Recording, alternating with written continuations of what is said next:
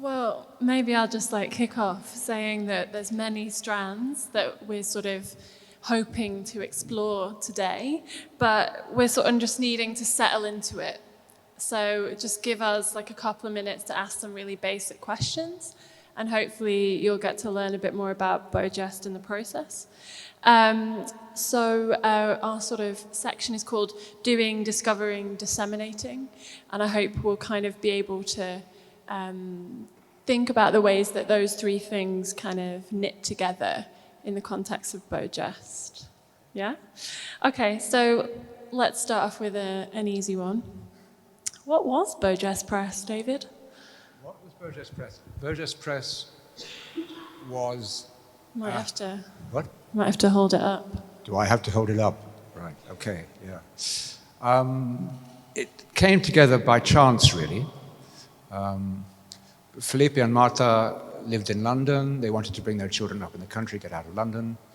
I saw Felipe working with a group called Polygonal Workshop in Covent Garden, in Ziggy Kraus Gallery, suggested they come down to do an exhibition in Exeter, where I was studying under Mike Weaver.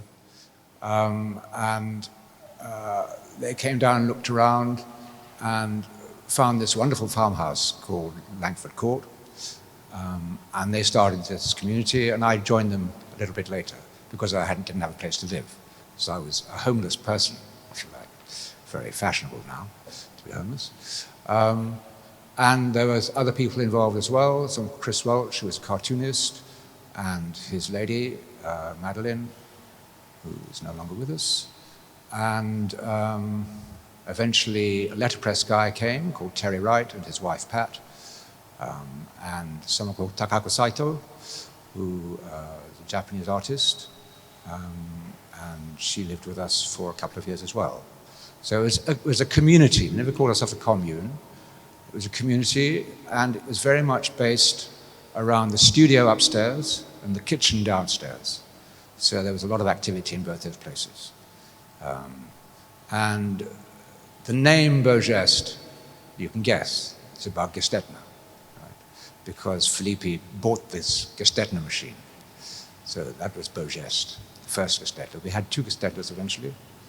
And Terry's Jardine Platen, which you'll see in this. It should be running once. Yeah, just press buttons. Yeah. Do it randomly. Okay. And I think for Felipe, a lot of this was political. It was about not just getting out of London living-wise, but getting out of London. You talked about decentralization in your questions to me. And he and Marta had left Mexico because of a lot of violence in Mexico. So this was a little bit of a peaceful oasis for him, but he never stopped being a political animal, even though he was buried in the heart of Devon. And I never really became a political animal. So we were quite different people. But a lot of the kind of creativity came from him. A lot of the kind of slightly obsessional hard work came from me. And a lot of the support came from Marta and Pat and Takako. Thank you. Yeah, so you mentioned that Felipe and Marta came from Mexico, and one of the reasons why they were particularly interested in a press, I think, was because Gestetners and other mimeograph machines were sort of almost outlawed, boycotted in Mexico at the time, or if you had one, then you could sort of be in danger of police kind of brutality or reaction because of the circulation of political materials through mimeographs, right?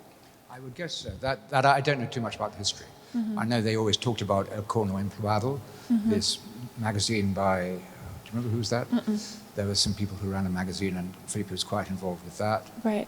And I think it was through that he got to know Carolee Schneemann. Right. Who came to see her in the picture soon. Mm-hmm.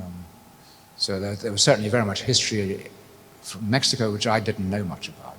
Right. Yeah, but that was kind of also the circumstances under which they came to London. And when in London, I don't think Felipe kind of gave up on his political kind of activism. And he was particularly sort of, at the same time as being, I think he described himself as an anarcho-syndicalist, which I always love. You know, he was really also critical of the art world, which is quite interesting in the period because those criticisms kind of aligned with these kind of breakdowns of the kind of value of the art object as a kind of singular thing, but also something that you could sell, like a commodity. So I think this kind of ultra-left politics also sort of went into his kind of art world activism, we might say. Okay, yeah.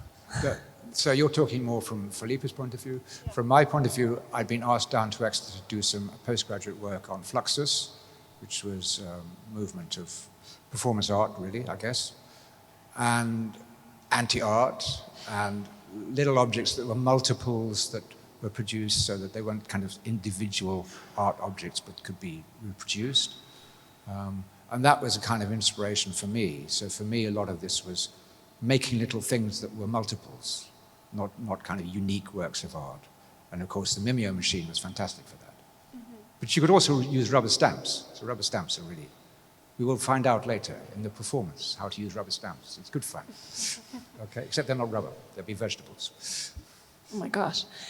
So some people kind of read Fluxus as a similarly political kind of art enterprise, one might say, you know, where this kind of sense of ownership or value is disrupted and interrupted. But it's also not. There are some quite sort of strong positions against a kind of avowedly political reading of Fluxus, that it's more to do with form and experiment and an idea of openness.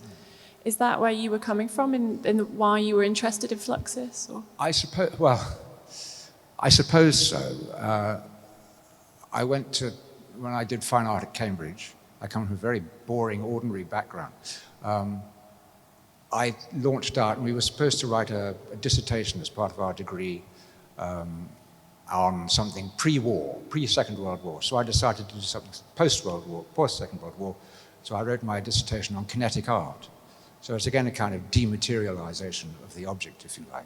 So for me, to go and study Fluxus, which was about kind of performance and multiples and so on, was an extension of that for me, I think.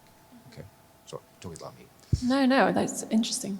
And one of the sort of most significant kind of Fluxus events that happened, if not the most significant Fluxus event in the UK, was Flux Shoe, okay. Right? And because it's just interesting because that was sort of started from the kind of American Fluxus group, right? Ken Friedman? Well, George Maciunas, who was Lithuanian, was based in New York, and he was the guy that put together this kind of group movement, non-movement, whatever you like to call it, called Fluxus. And Mike Weaver, who was my supervisor at Exeter, he was into concrete poetry. Maciunas sent him stuff. Other Fluxus people started to send him stuff. And he wanted me to work on it. So I lost the thread. What was the question? So I was just interested because we were sort of hearing about these connections between the UK and the States earlier. Okay, and this sort of belief that it's sometimes unidirectional. And I think it's much more complicated than that, you know, but with Fluxus, it's not just Anglo-American, it's European and much broader, right? Yeah. So, the English, there were Fluxus people in England. I was coming in at the tail end of the real Fluxus people in England, and I sort of initially as an academic, if you like, studying Fluxus. So I got this brief from Mike to put on a small exhibition of his collection of stuff, and being a complete megalomaniac, it grew and it grew and it grew. Have we got to that slide? Yeah, we've been past that slide. So the Flux Shoe eventually went to 7 different cities or towns, and Martha designed these wonderful cardboard boxes which we could stick things on, which held the exhibit. So there was an exhibition that traveled around, and then there were about 100 artists who came to different venues and performed. So it was a major kind of Fluxus-like event, but certainly not all the artists were Fluxus people. So it was very diffuse at the edges, because some of Felipe's friends were not Fluxus people, and some of the people we met on the way were not Fluxus people, and people to shove stuff in the exhibition, and people who wanted to join could do things. So it was quite a kind of fluid, non-structured event, if you like. And so the Fluxu book, the publication, that was made before the tour? Yeah, that was, we got a Small Arts Council grant. That was one of the things we printed externally, so we didn't do that ourselves. And we printed 2,000 copies. We were really ambitious, because most of our things were about 100 or 200 copies. And we printed 2,000 copies. And Terry worked in a commercial press in the next village, and they did the printing. And so for years afterwards, I was burdened by these bloody Fluxu catalogues. Right? And eventually, and they would sit under my bed. I had this raised platform bed. And then I moved out of the flat I was in into my wife's place, where we weren't married, where she rented a house. And it was just crazy. There were all these Fluxu catalogues around. So we went to the paper recycling place and just threw them in the machines. Wonderful, wonderful. It was really liberating. It's a really interesting book, because as much as it kind of marks the Fluxu event, it doesn't actually record anything that happened in it. But there's lots of contributions that I guess people sent to you. Yeah. And some great notes at the end that said the following artists are not recorded in the catalogue because they didn't send anything on time, which I think very much speaks to artists and deadlines more broadly. But then you made the addendum to the catalogue.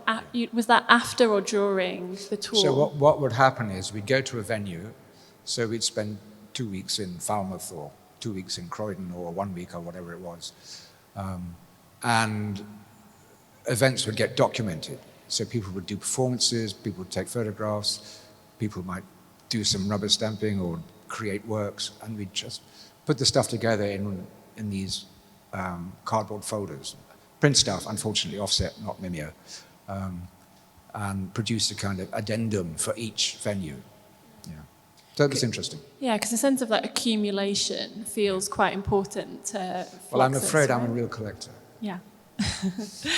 And I guess the kind of different methods of printing and reproduction are important. Yes. I mean, it was really, at the beginning it was the Mimeo. The Mimeo was everything. It was fantastic, and we could experiment with different ways of using the Mimeo, different ways of printing on cardboard or sticking things on or using different colored inks, and so on and so forth. Then we eventually got an offset machine, and then Terry joined us. We had letterpress, so it grew. And then we got this mammoth letterpress machine, which is shown somewhere in there. I mean, talk about you couldn't take it anywhere. It was embedded in concrete. So it was like the diametrical opposite of the Mimeo machine that we'd started off with. So Fluxu was in 72. 72, 73. 72, 73. And then, but Beau Geste gets set up at around 72 as well? Sorry, Beau Geste did what? When was it sort of established at Langford Oh, I see, Court? established. 71. 71. Christmas 71, I think. Okay. It's my memory. Okay. Because it's interesting, obviously, with the kind of shift to Devon, this kind of moving to a kind of rural environment, and it's very unusual for people to talk about the kind of avant-garde in the kind of rural, but also with Fluxu. We had a very good relationship with the local policeman. But I mean, Devon at the time also was, it had its fair share of kind of counterculture activity, and I don't know, were you connected with any of those? We were very much East Devon, not West Devon. So we were a long way from Totnes and Dartington and all that sort of thing. So there wasn't a connection? Not particularly that I remember, but maybe Felipe had more connection. He was good at trying to make connections. Because, I mean, one of the things that's so important about Fluxu is the fact that you kind of avoided London in that exhibition. That was a kind of conscious That was definitely choice. conscious. Yeah, so the cities or the areas were, I think, Hastings. Well, that was Victor Musgrave. his gallery. I never went there. Okay. That was the one Genesis Peorage and Cozy Fanny Tutti went to. And they did all these events on the beach. Oh, cool. Yeah. So nothing to do with me, but it was. But. Nottingham? Oh, Nottingham was great. That was the something or other gallery. I can't remember the name. Yeah, I can't remember either. Embarrassing. That was great. That was a good one. Exeter? Exeter was we did stuff. Yes, I have memories of being very drunk, having done George Brecht's piece, which is two durations, red and green, and drinking a bottle of red wine, eating a green lettuce, and then doing a bit by Nam June Paik where you use your hair, which was very long then, on this piece of paper that went out of the auditorium, and you just paint, very drunk, out into and that was very strange. It was good fun. What were we going to say? So I was just interested in some of the locations that you chose. So Blackburn? Blackburn Museum. Brilliant place. Yeah. And we lived in a council flat. Great. And how long were you at each of the locations, roughly? I think 1 to 2 weeks, but I can't remember exactly which was which. And how did you how did you get an audience? I wasn't too bothered about that. Yeah. People come to a museum, they kind of wander into a room and see something weird's going on, so they might stay or they might go. Mm-hmm. Museum of Modern Art in Oxford, that was an obvious place. Croydon College of Art, students used to come in and people. So we did a bit of advertising in the local newspapers and things, and local radio. And do you think you found any recruits? Recruits? Recruits to the Fluxus way of life. The Fluxus. There is no Fluxus way of life. Hello. Yeah, probably, but it's a long time ago. Well, it's interesting though, because part of what Fluxus was, and part of the publications that circulate in Beau Geste are sort of these text-based works, right? They're instructions or prompts or ideas or invitations to do things. So I don't really know if I have a question emerging from this, but... All right. So, but we would do also, we wouldn't just do text-based stuff. And Felipe in particular was very good at drawing on the stencils, using a variety of implements. So there was lots of imagery stuff as well. So it wasn't just text. But, a lot of it was text. But when you can see from some of the stuff that's been up there, it's not just text. No. So the kind of documentation of the Fluxu events, along with the kind of making the offsets during the kind of tour, that kind of added up to the addendum. Is that right? Well, hang on. The stuff would get assembled. The stuff would be gathered during the tour, put together on return to base, to the place in Devon, then printed on the offset machine, then collated and put in the things, and then hopefully sold. Great. So it's like a more kind of national version of what you might do later on, or... How do you mean what I might do? Like sort of collating from an audience and then putting something together. Yeah, exactly. Yes. Well, very much so. And you asked about the ISIS train event. Yes. So the BGP ISIS...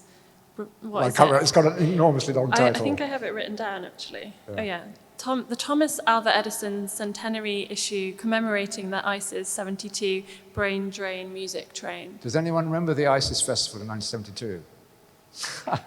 You do? Yeah. So, sorry? Yeah, that's right. Harvey Matusow, yeah. Matusow, yeah. So he was this ex-CIA guy who arranged this crazy arts conference, partly in London, partly in Edinburgh. It was the time of the Edinburgh Festival. And he hired a train to go from London to Edinburgh and back again.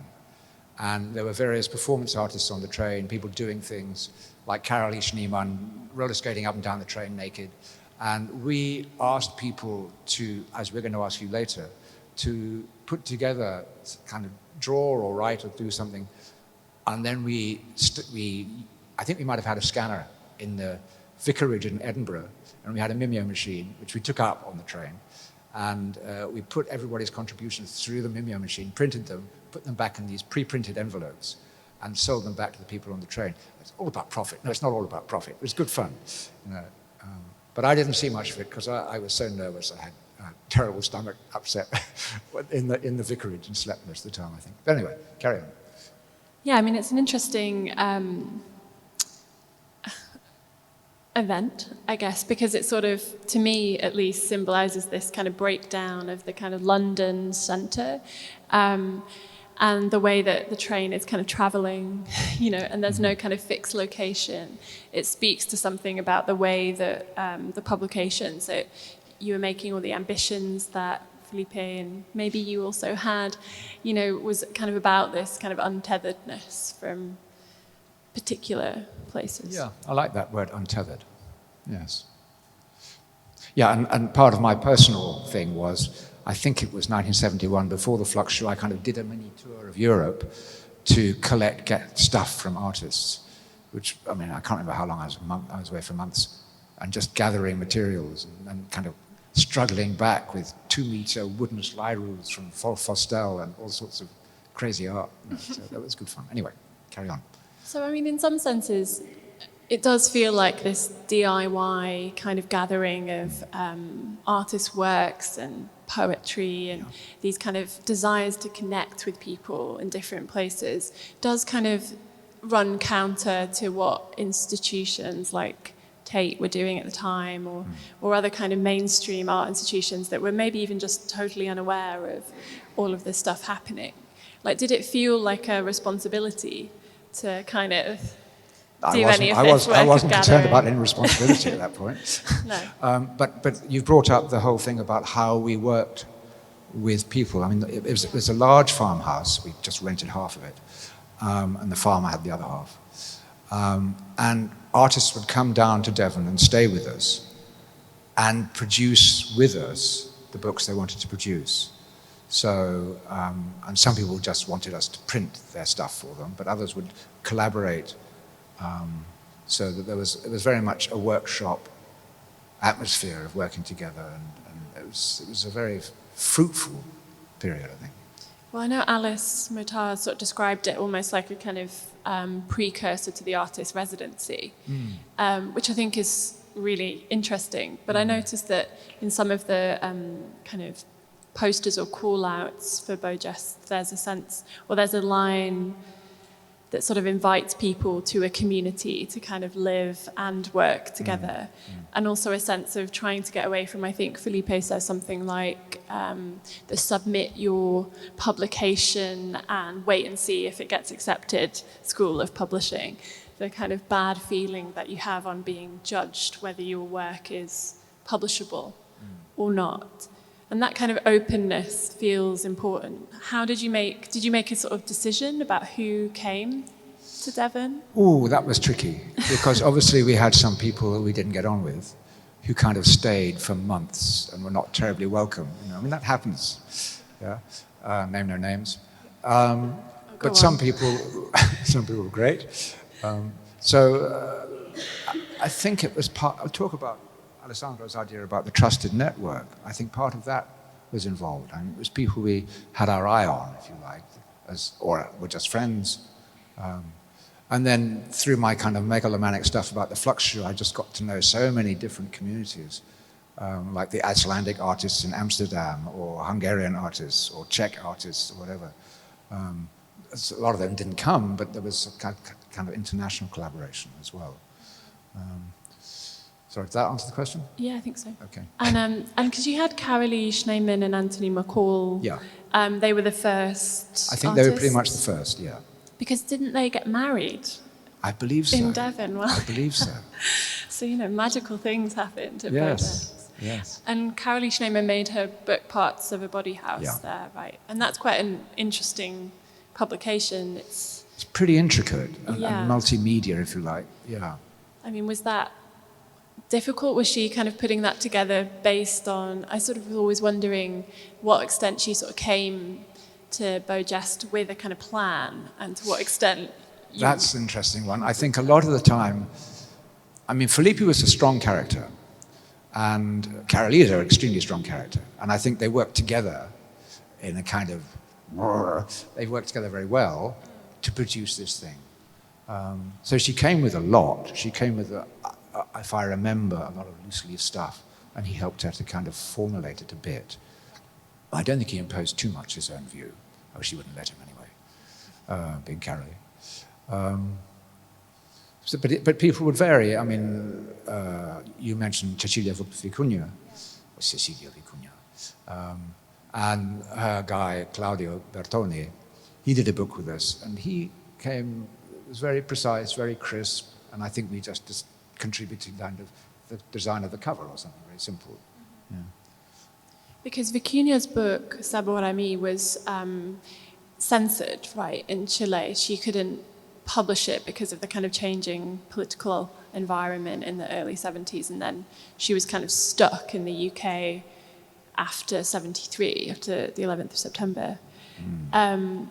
And I've heard Felipe write about Sabor a mí as like a kind of scream of pain to a kind of, lost hope. Is that Felipe's words? Yeah, well... It sounds like it could be. Yeah. I mean, I feel like it fits with his character. Yeah, it does, very much. But, that's a kind of very different book. How much was Cecilia kind of open to kind of changing her book or working with you on developing it? I didn't have much involvement with Cecilia. Can I put it like that? Sure. Moving swiftly on. Yes.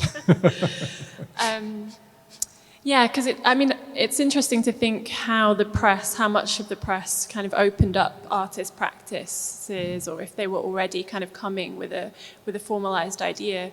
Because when we think of kind of print workshops, so etching or litho workshops, often you see kind of painters or sculptors going to those workshops to kind of change their practice or to challenge themselves with a new set of skills or do something that will sort of take their work in a different direction. Do you have any sense that Beau... Yeah, I can see that. I mean, for Anthony Mccall, I think it was a great adventure for him, exploring the medium of Mimeo and how to bind the little book he did and so on. For other people, it was not so much exploration, I think. But I mean, I don't know what to say about that. And what about the kind of no copyright?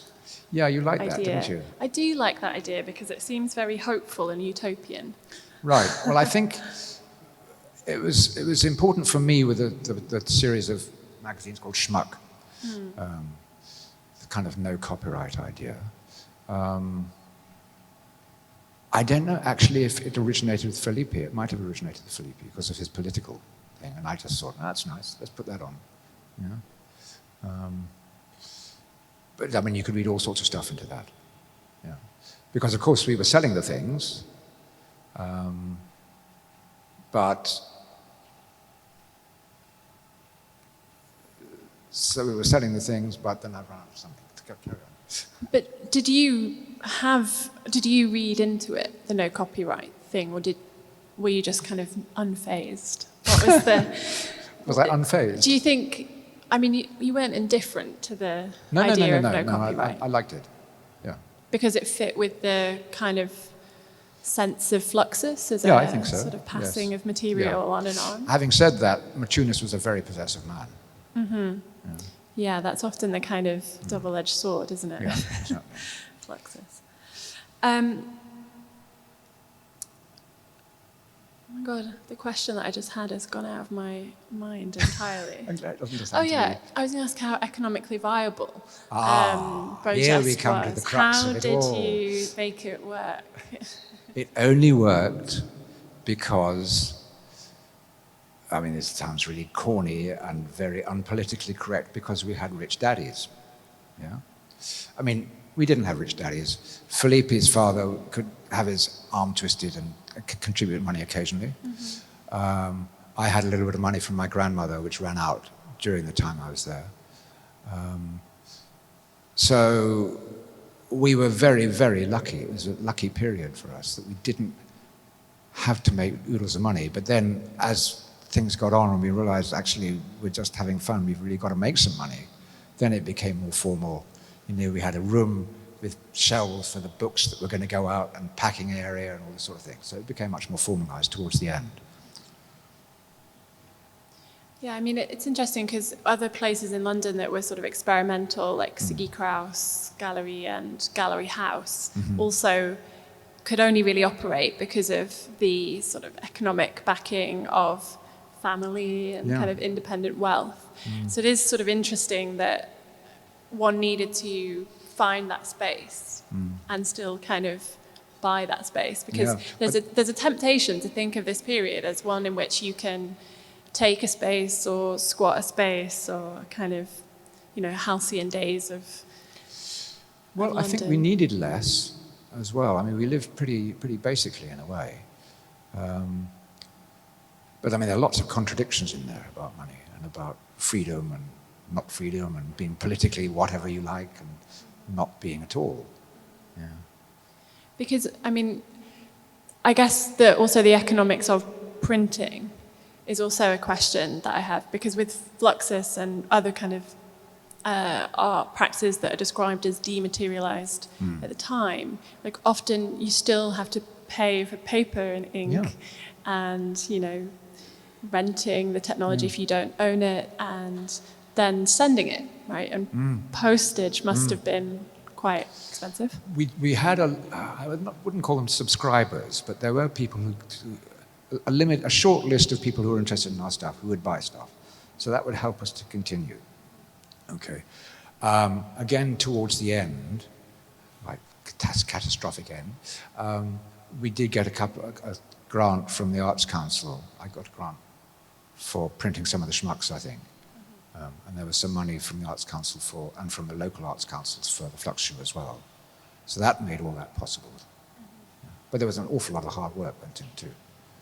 And you kind of alluded to the women members of Beau Geste as kind of supporting this. That's maybe unfair to say it like that, but it was. I mean, Martha talked about this in Bordeaux, the retrospective in 2017, how important the role of the women were, particularly when Takako and her were working together there. She said, and it sounds very strange, how it was very important the work that went on in the studio, and she felt she had to support it. That's quite a. If you think of, I think of myself as a reasonably sensitive man to feminist ideas. I mean, I cringe at some of that stuff, really.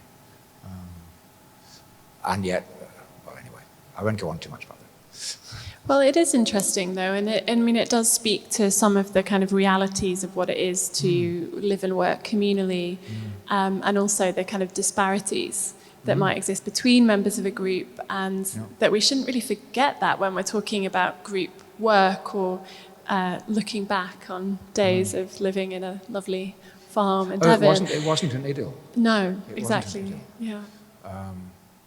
There was considerable psychological discomfort for some of the people involved. But I think, also this idea of being in the kitchen, and I know that the performance, kitchen table, is it? Yeah. I mean, that's super interesting, I guess, because of this idea of sociality, or what happens around a kitchen table. And that's somewhat important for both Geste, right? The way it kind of sustained a community of people, and not just a network in terms of how the books, the finished product, got distributed, but where those kind of ideas formed and how the kind of publications themselves grew. Right? It's interesting. The first slide that was up there was a little book that we didn't publish, published by a group in Canada, but it was kind of a description of the house and the characters and the events in the house. Like clues. Clues, yeah. And as you were talking, I just had these images of the kitchen, sitting around the table, and then Felipe drowning the kittens in the bucket round the corner. And then round the corner again, there was the bag of Brussels sprouts in the large. We didn't have a fridge. And it's like, there was a kind of integrated thing, and then up the back stairs, and there'd be my room with piles of paper all over the floor and cat poo on the different piles. But, and then the studio further on, and then blah, blah, blah. Anyway. Because, I do think that clues and just the kind of ways that we think and talk honestly about things like Beau Geste really actually help in changing what we might think a kind of fine art practice or an art practice might be. And I think those were things that fundamentally shifted in the 60s and 70s. But really, I mean, I'm an art historian. I don't think they're always fully recognized in the kind of ways that still art history is told. You know, it's the figures, the people who, you know, stand out or whatever. And I don't think that's necessarily fair. And also there's a desire not to talk about some of those difficult relationships or tensions, or that things might not work out, which we could maybe talk about. But I mean, we did kind of explode at the end as a community. I mean, it was too intense, so everyone went different ways in the end. Yeah. And but lots of things sort of imploded or exploded in those ways, didn't they? Yeah. Those small groups. Yeah. It is difficult to kind of completely revolutionize the way you live. Well, it's difficult to live in a marriage. I mean, you're going to have explosions. Just legally bound then. You're legally bound to stick it out. So I wonder whether we could talk a bit more about Schmuck and how Schmuck came about, because that's quite a different publication from the sort of authored Beau Geste publications, right? Okay. So Schmuck, when I was at Exeter University, and our community was 15 miles outside Exeter, one of my fellow students was Mick Gibbs, who was a concrete poet at that point, then went on to live in Amsterdam later, did lots of stuff in Amsterdam. And he and I did a little thing called Drek under Mike Weaver, and we mimeoed it at Protest Press, and Felipe did the covers, and it kind of grew out of Drek. Schmuck grew out of Drek, okay? And so Drek was pretty academic and boring, but Schmuck, it grew out of collecting all the material for the Fluxshoe, and then putting stuff together in different volumes, and then asking people, so becoming aware, like the Icelanders, or people in Prague, or people in Hungary, becoming aware of different communities of artists, and inviting them to put together their own. Like Alessandro talked about assemblist sort of materials, so that was part of it. But it grew too fast. I mean, you know, we had more material than we could publish, so I had to carry on till I'd finished the stuff I'd promised. So it went on for quite a few years after.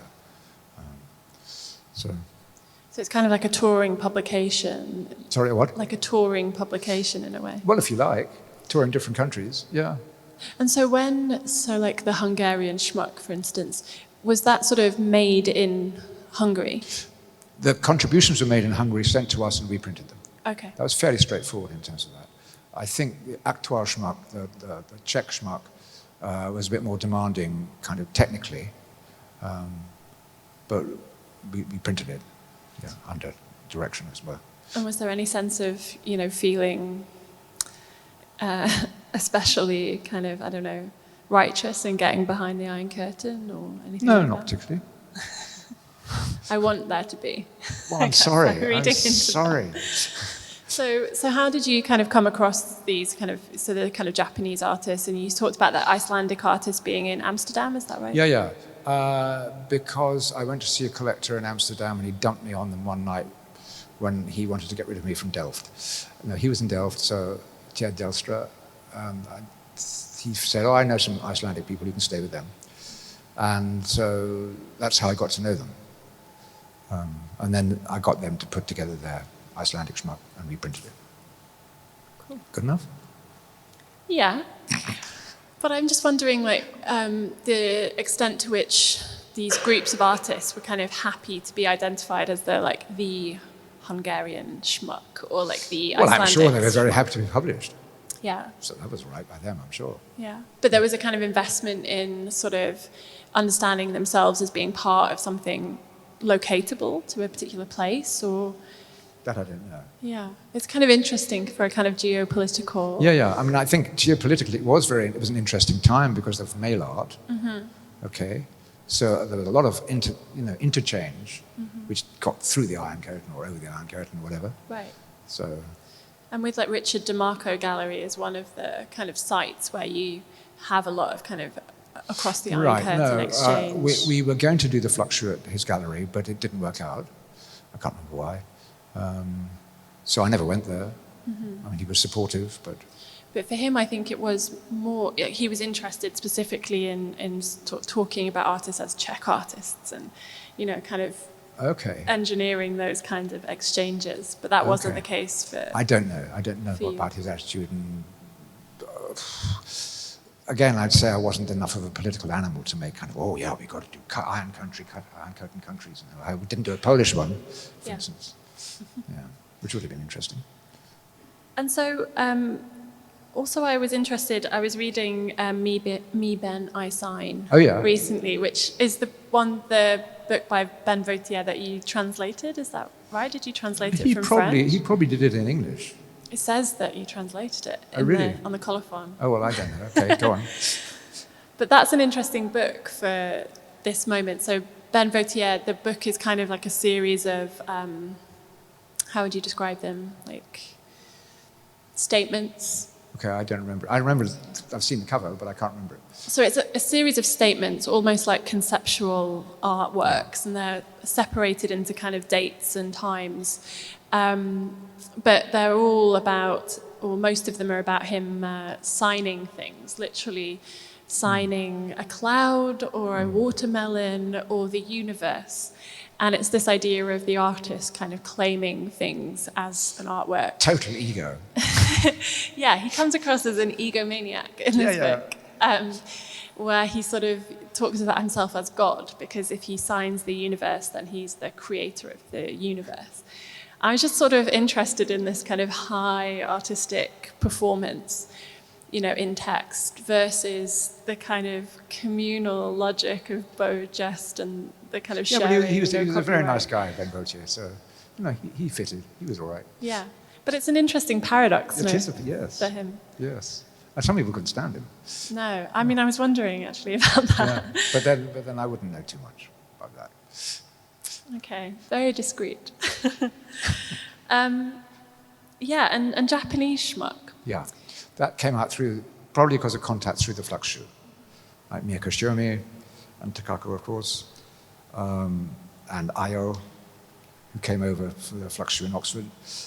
And one of my performances was not to have a bath for a year. And they just got fed up with me in Oxford, and they just put me in the bath. So I remember Io standing over me in the bath. Anyway, carry on. No, I mean, please tell us more about that. So they came over to the Oxford Fluxure. Well, Io did. Miyako Shiomi never came. Okay. And of course, Yoko Ono never came. But I talked to Yoko Ono on the phone once. That was my claim to fame. And Yoko Ono she's in Fluxure book, right? Oh, she was interested, but she said she would do something, but she never did. I mean, she had other things to do. Okay.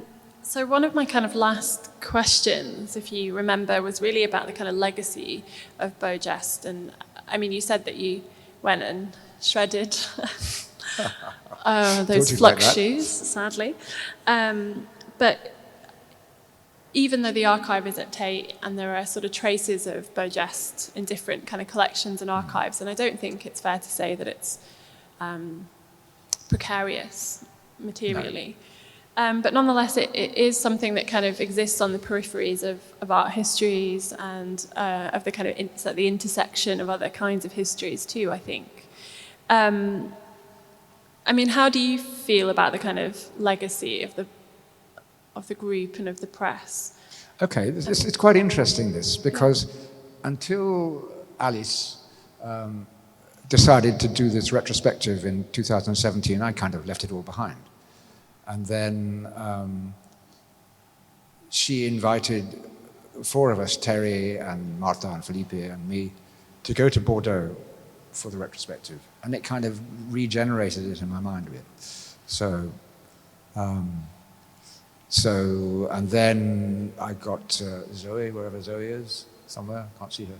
There she is. I got Zoe and someone called Eister to come and do some performances in Bordeaux, and since then, that's kind of snowballed to form this kind of crazy informal performance group cephalopedia. So for me, it's kind of regenerated things. And in Bordeaux, we did another print production as a result of a performance. So it's kind of a chain of these print production things as a result of performances. So I hope you'll stick around and be part of that as well. Because it's quite fascinating how Alice sort of represented the exhibition in Bordeaux. Did you go? I didn't, but I've been watching your video. Yeah. Sadly, I was buried in my PhD at the time. I was like, that's the trouble with PhDs. it is. Never do them. But, you know, she had, I know, lots of publications kind of in the strips and photography. I mean, there is something, or maybe there's something that's lost of the kind of energy of the time. So it's interesting that it's sort of got you going on maybe something that's intergenerational. The thing about that was, it wasn't just pictures on the wall.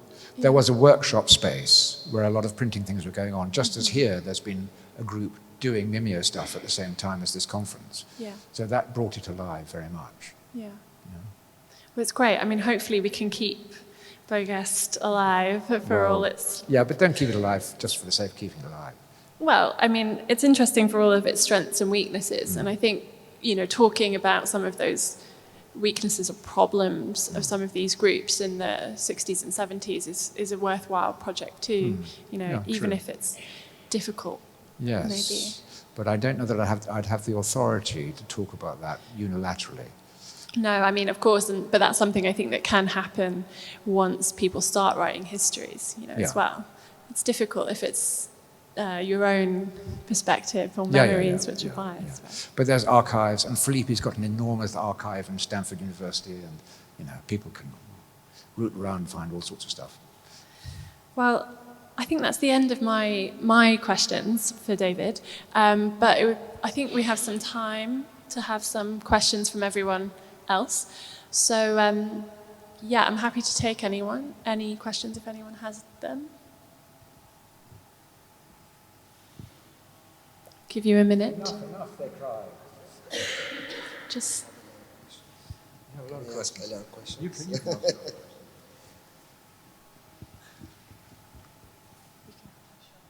Thanks. I suspect you know what I'm going to ask about, actually. I'm working through the Dave Cunliffe archive at the John Rylands Library, and there's... Sorry, which archive? It's at the John Rylands Library at Manchester University, and there's copies of Schmuck and quite a bit of Beau Geste press stuff in there. Probably through Alan Fisher, isn't it? Was that through Alan Fisher? Because he was a... Possibly, yeah. I was interested to know whether you had any connection with Poet Meet or Dave Cunliffe or BB Books Press at all. I know the names, but I didn't. I mean, I'm not sure if we did. I can't remember. Right. It's just that I wondered whether. Do you remember the reason why you ended up in Blackburn doing the Pluck Shoe? Do I remember the reason? Because it's a place I wrote to and they answered. Really? Yes.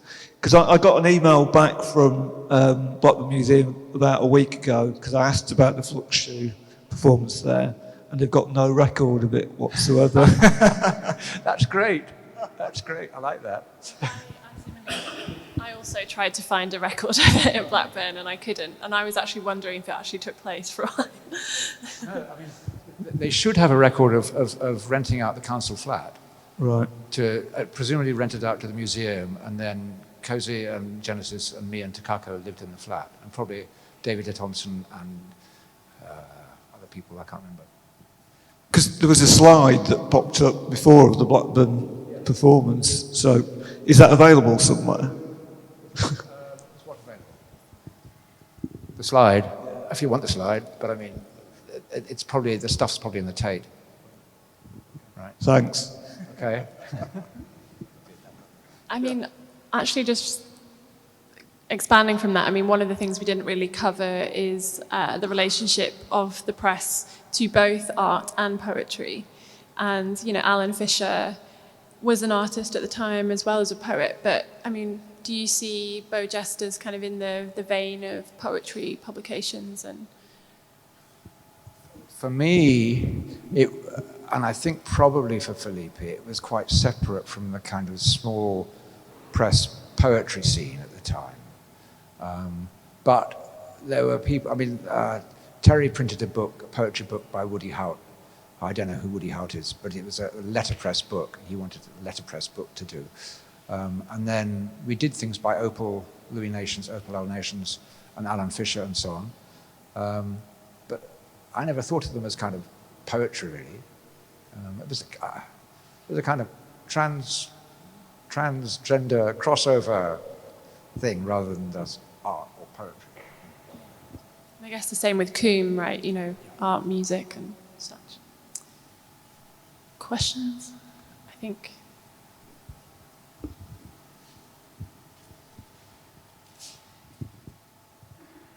But you got quite a lot of questions, but I'll stick to two. The first one is for us working with duplicators, mimeographs today. It's really is a pleasure going to Tate and seeing all of the archival material, because it's not just what maybe we associate often archival material just being maybe just a lot of books or something, but it really is a lot of various stuff. One of which being the original stencils, which are really fascinating. Oh, right. Okay, great. Stencils that haven't been printed yet. And some signed, say, by Carolee Schneemann, but other ones look like possibly Felipe's child, maybe, or some children's drawings, which are very beautiful, actually, of a boat. Yeah, there were always, well, not always, but quite often there were lots of kids around.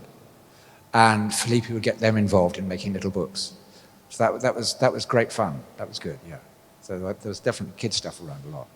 So I was wondering, could you say a few words just about the kind of manipulation of stencils? Because, again, maybe earlier on when artists were working with stencils, it was kind of very formal. And then suddenly when you're looking at Beau Geste Press, it's very creative. Even when we were discussing the performance, you were mentioning ways of manipulating the stencils, and there being correcting fluid and various solutions maybe to go over it. Yeah, that was fantasy.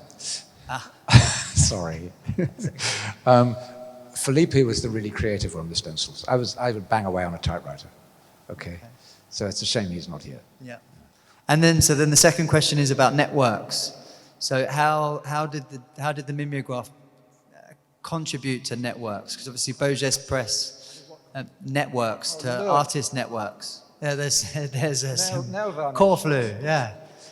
Right. Great. Sorry. How did what contribute? How did the Beau Geste Press contribute to artist networks, but also the mimeograph machine? How did that contribute to artist networks? Would you say how important was the mimeograph machine? That's a very abstract question. I'm not sure I can answer that.